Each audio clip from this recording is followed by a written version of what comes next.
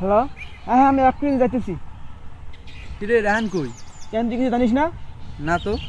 ও তো corona virus যাচ্ছে। কি বলিস? ও এখন কোথায়?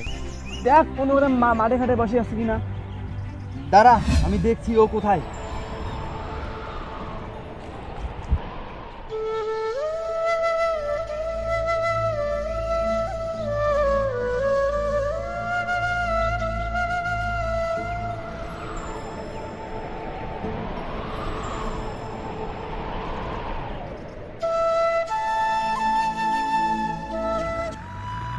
কিরে তুই গানে কি করিস?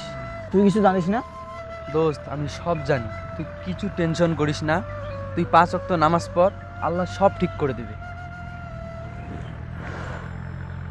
আচ্ছা দোস্ত, তোর কাছে আমার একটা কোশ্চিন আছে। আচ্ছা, আমার যে করোনা ভাইরাস হচ্ছে, এখানে কি আমার কোনো হাত ছিল? এটা তো আল্লাহর দান, তাই না? তাহলে মানুষ কেন ওইসব বুঝে না? তুই জানিস এই করোনা ভাইরাসের জন্য আমার সব বন্ধুরা আমাকে পর করে দিয়েছে। কেউ আমার সঙ্গে কথা বলে না, চলাফেরা করে না। দোস্ত তুই কিছু জানিস? রাহানেকে তো করোনা ভাইরাস হচ্ছে। হ্যাঁ শুনলাম। হ্যাঁ, তো এখন থেকে ওর সাথে বেড়া যাবে না, আর তো আমাদেরও ধরবে। হ্যাঁ ঠিকই বলছি, চল যাই। চল।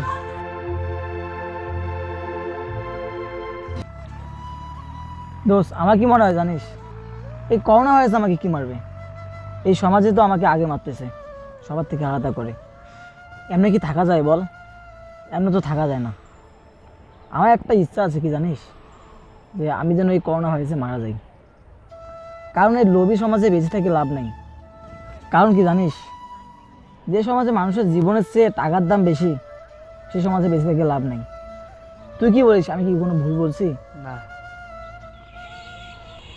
যাই হোক, বন্ধু হিসেবে তোকে একটা সাজেশন দেই, যদি পারিস তাহলে আমার থেকে একটু দূরেই থাকিস। তোর ভালোর জন্য বলতেছি। আল্লাহ না করুক তোরও আবার এই করোনা ভাইরাস না হয়ে যায়। আচ্ছা, তোর কাছে না কিছু টাকা পাইছিলাম, আনছিস ওইগুলা? হ্যাঁ আনছি তো, এই নে তোর টাকা।